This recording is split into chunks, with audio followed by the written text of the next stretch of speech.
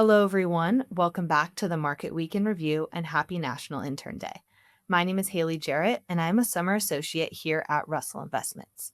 A lot has happened in the market this week. Today, we'll be talking about the Fed's decision on Wednesday to hold rates steady, the Bank of England's decision to hold rates as well, and the significant volatility in semiconductor stocks. The Fed decided to hold rates steady at their meeting on Wednesday after a range of views from the committee led to a 9-3 decision. Even though this decision was in line with our expectations, there was roughly a 60-40 split amongst the market heading into the meeting. Part of the reason for the uncertainty stems from Fed Chair Kevin Warsh's preference to rely less on forward guidance. Traditionally, investors turn to commentary from Fed officials for hints on interest rate policy.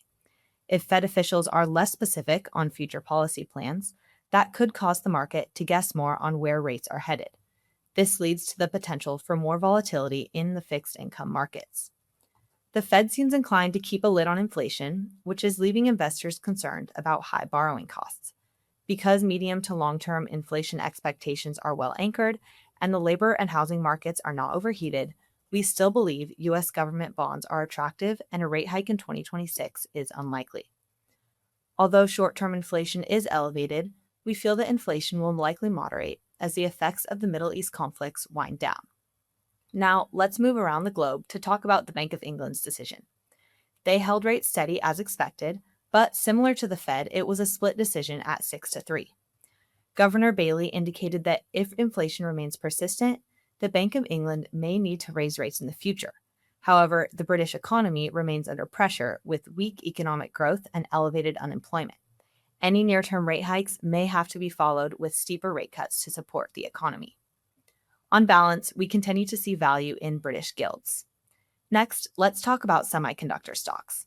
On Wednesday, both the South Korean Kospi Index and the U.S. semiconductor stocks fell significantly due to ongoing questions about the AI buildout.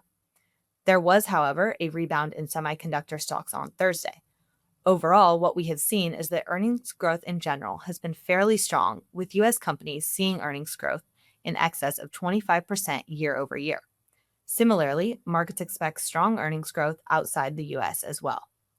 There are all solid fundamentals for the equity market upside, even if we see occasional episodes of near-term volatility. We believe investors should continue to be diversified and focus on the long term. It was a busy week in the market around the globe, with the Fed and Bank of England holding rates steady and big moves in the South Korean market. We hope you have a great rest of your week, and we'll see you next time on the Market Week in Review. Hi, I'm Sophie Antal-Gibert, Head of Portfolio and Business Consulting at Russell Investments.